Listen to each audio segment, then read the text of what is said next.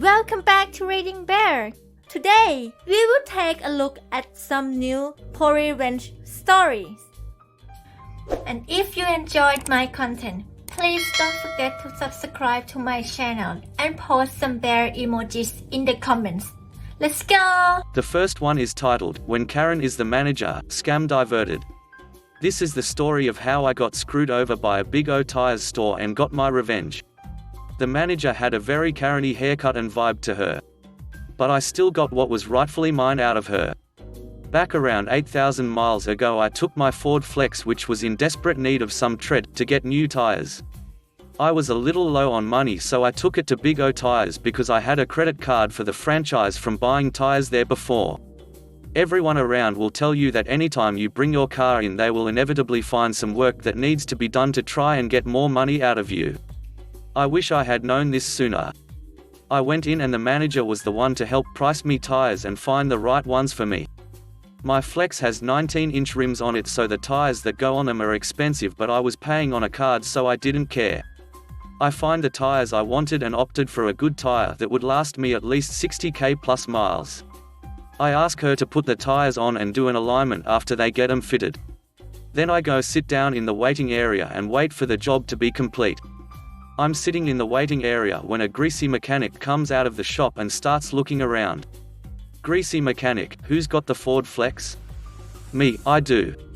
Greasy mechanic, we went to do your alignment and we found that your inner and outer tie rods are bad all the way around and you need new rear lateral arms.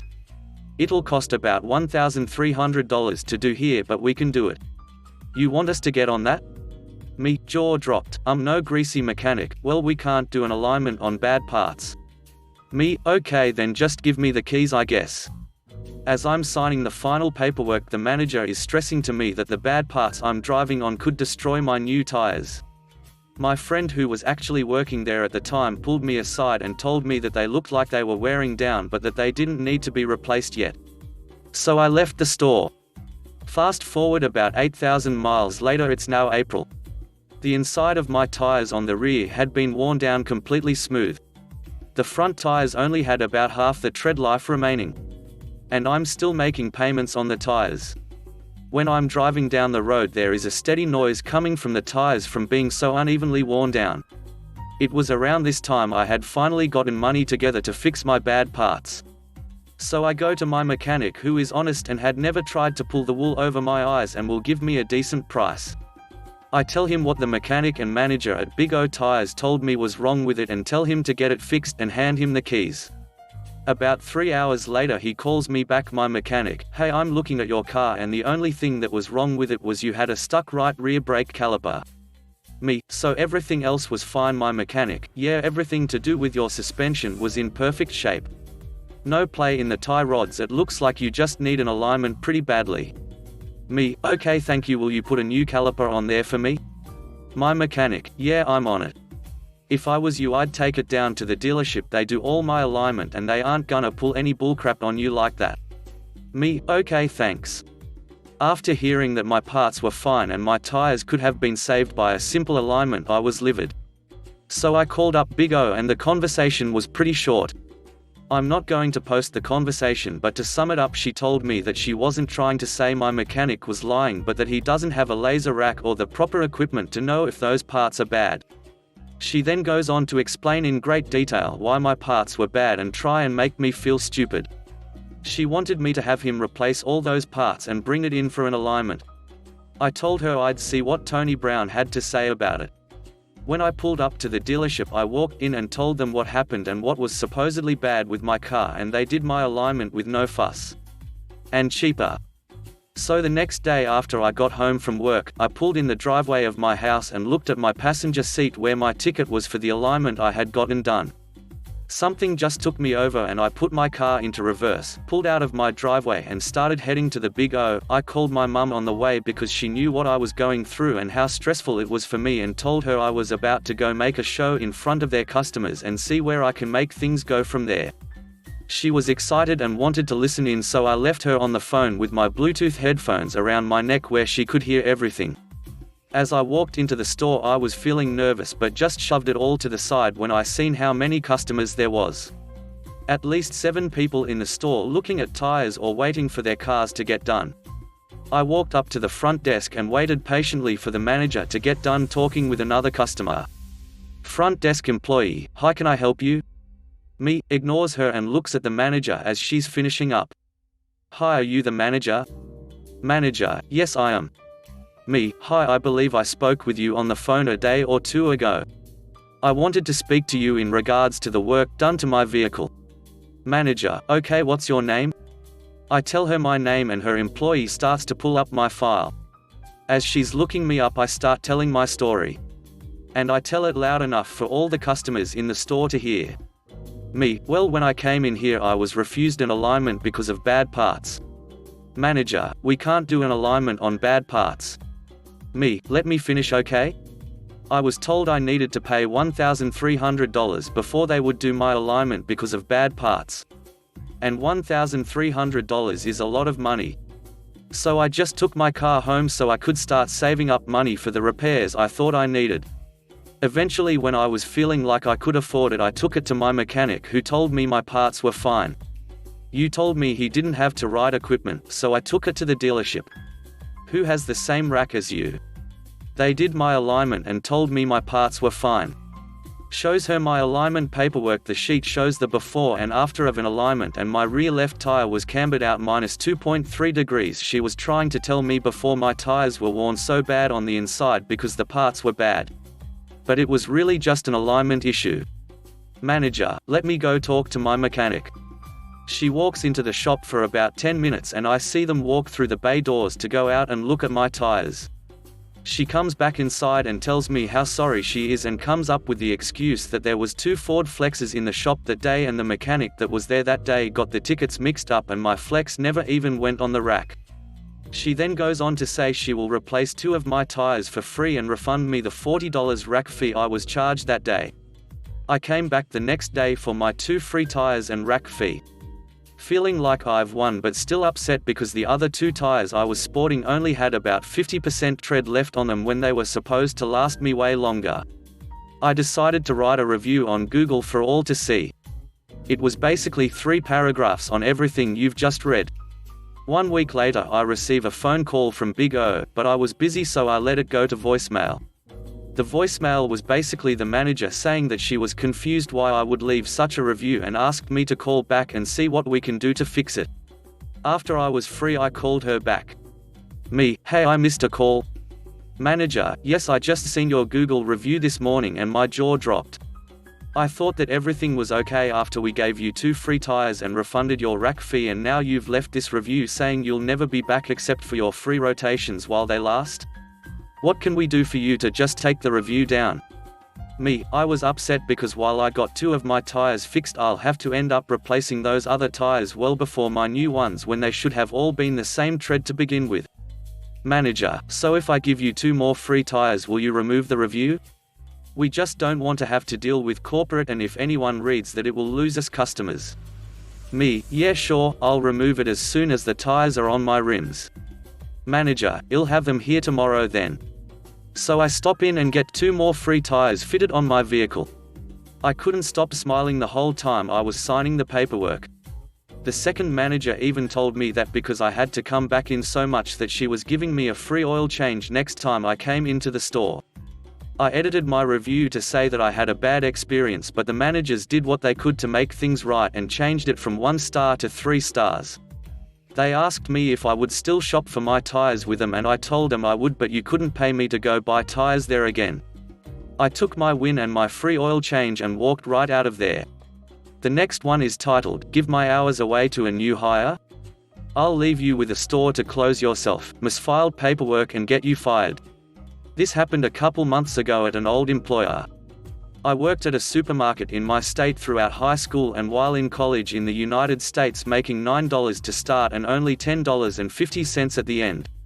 The store had 1 store manager, 2 assistant store managers, 1 manager and assistant manager per department, which there were 9 departments. For 5 years, I worked every position there because who knew what hiring was, right?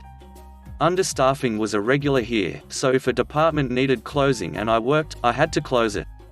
From stocking to register to manager's duties, everything was game. My biggest acknowledgements were being a bookkeeper, out terms of the person who keeps track of all the money, monitor, glorified cashier, basically wrangle the regular cashiers and divvy up cash drawers to each register, service desk, cigarettes, lottery, customers bullcrap, and store opener, closer. There were 5 people who knew bookkeeping, 2 other people besides me and the 2 managers who ran the front end of the store. There were about 5 monitors who all needed to be trained on service desk as well. Every monitor and bookkeeper needed to know how to open the store and close it. For being a supermarket in a town with about 20,000 people, we were severely understaffed. I worked 12 to 16-hour shifts at least once a week because people would call off all the time.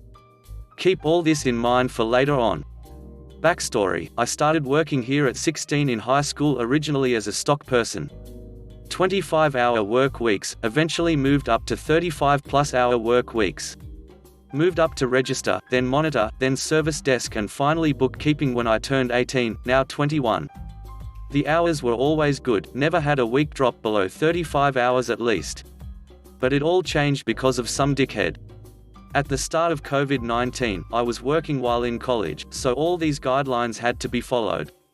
Everyone needed their toilet paper and hand sanitizer to keep COVID away.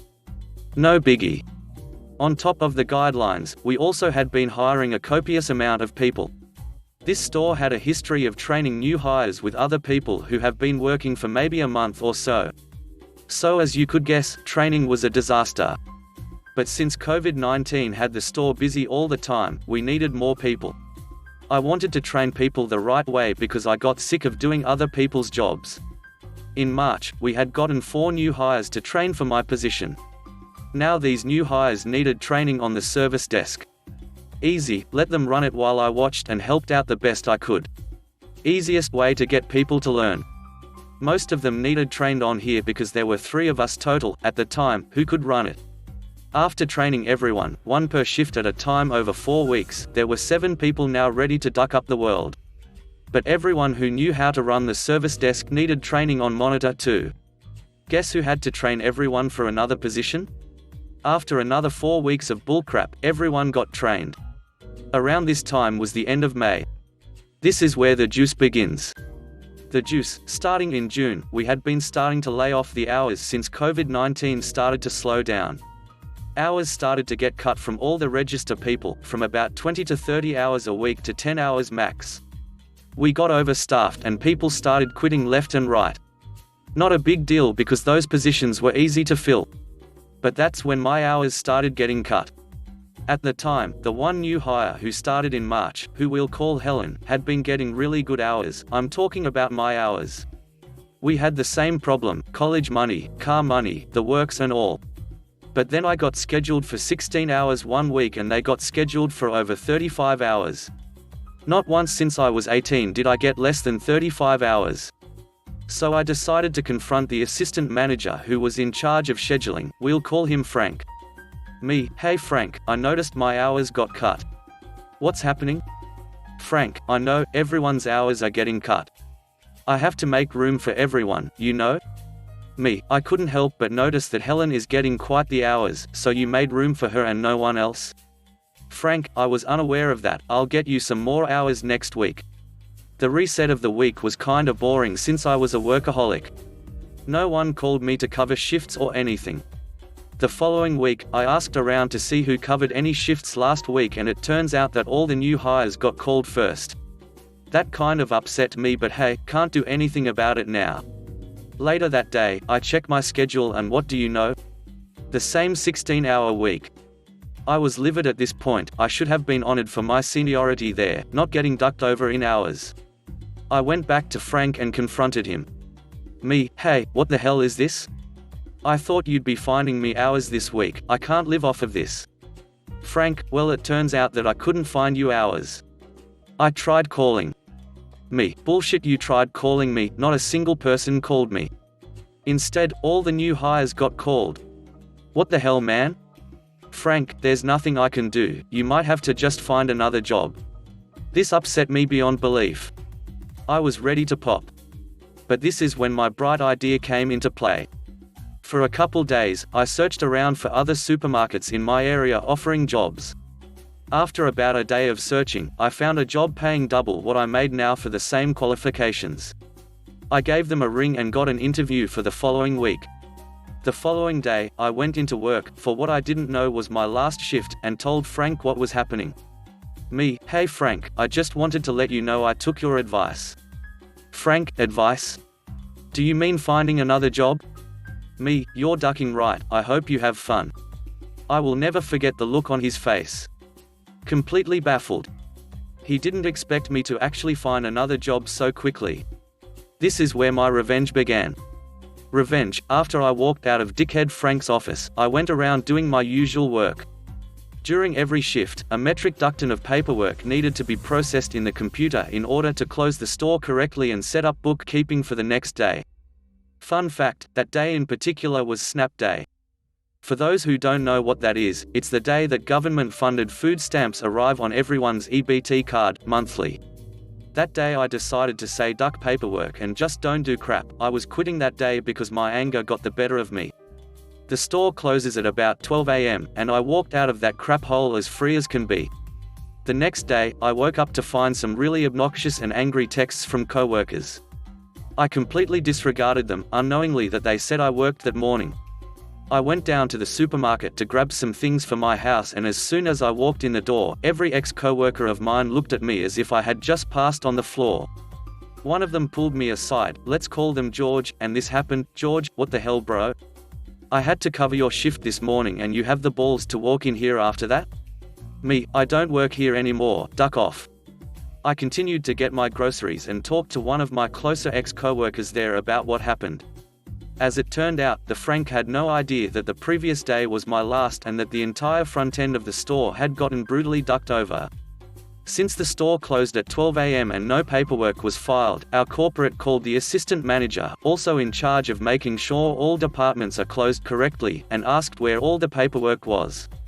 No idea that I had not filed it. Frank had to go into the store, over an hour away from him, to file all the paperwork himself. Not only that, tons of violations were given to him because since none of the paperwork got done by the person closing, no one had a record of anything done at the store from the previous day. On top of everything, the amount of paperwork needed done was practically doubled since that day was Snap. As soon as the store manager heard about this, she was livid. After about a month, I was working my new job and heard some information about Frank. Apparently he had to go into a meeting with our corporate bosses and the store manager. He had gotten fired from his position due to all of this and had not been able to get a letter of recommendation from that employer also. Sucks to suck, huh? The last one is titled, "Boss Fires Me with Questionable Ethics." I turned her career upside down. Many years ago, I accepted a job in an industry I was trying to break into for many years before. This was my first professional job, and I was still pretty naive on the business dynamics, meaning I didn't play the way they wanted me to. For many of the people I worked with, this was fine. My boss, Nina, was something else. I learned pretty quickly to just go with the flow and remain under her radar. This worked for a time before I couldn't handle it anymore. I'll get to that shortly. Nina prided herself on getting things handled when nobody else can. This was likely because of how relentless she was. She believed she was friends with everybody, but I think most people were doing exactly like I was, trying to keep her happy so she didn't get worse. One such event was the placement of a new temporary only in the fact that the company did not want to build a new structure building. There were many questions raised about the legality of the placement, but Nina worked her magic and the building was placed right where she wanted it. This was ideal for her since she could pick the office with the best view. Keep in mind that this trailer was maybe 2 steps above a festival porta potty. The way she spoke about it, you'd think she was describing the Sistine Chapel. As time went on, I learned why this placement was so important to her. Her husband's company was contracted to perform the work. Ethics be damned. This did not sit well with me, and I started noticing a trend in her contractor preferences. It always leaned towards those that used her husband's company. I tried to address this with her personally, which would only result in her using her experience to teach me that there are many aspects I do not understand for selecting contractors. I tried to bring this to the attention of people that could do something about it, but they all seemed to fear her as well. This facility has a lot of safety rules, and for good reason with the number of hazards around. However, people had a habit of assuming a rule for a specific location of the facility applied to the entire facility. One being facial hair. Specific areas required respirators, so facial hair was not allowed. I did not work in any of those areas, nor anywhere remotely close to them. I still shaved regularly, but I wanted a bit of growth for my wedding. Months prior I asked Nina if it was okay to grow it out for a month prior and she agreed. We discussed it every 1 to 2 weeks until that month prior. The first Monday I showed up with a week's worth of growth, she lost her mind and began screaming at me. I stood up for myself without getting angry and she continued to scream at me. Eventually, I relented and tried to defuse the situation. While I was able to get the safety department to approve my beard, I still received a message that I was youthfully defiant from my boss. From that point forward, all conversations were strictly professional from me, little, no emotion, to the point, nothing personal. For the following months Nina became much more critical of my work. Directions she sent me in email and either matched or exceeded her requirements were immediately rejected and I had to recreate them with a new set of requirements. Literally, math became a point of contention. Nothing complex, either. Basic arithmetic was scrutinized to the point that I had to explain, and this is not a joke, 8 plus 1 equals 9. My days were obviously numbered. Earlier this year I was rushed to the hospital for a possible heart attack. I'm early 30s, by the way. Ultimately, it was determined to be because of major work stress and my diet, since I was forbidden from lunch in the end. After a few days in the hospital, my wife is given notification that I am being fired. To this day I have not been given a reason for being fired. The problem for my, now former, boss is that I have plenty of free time now.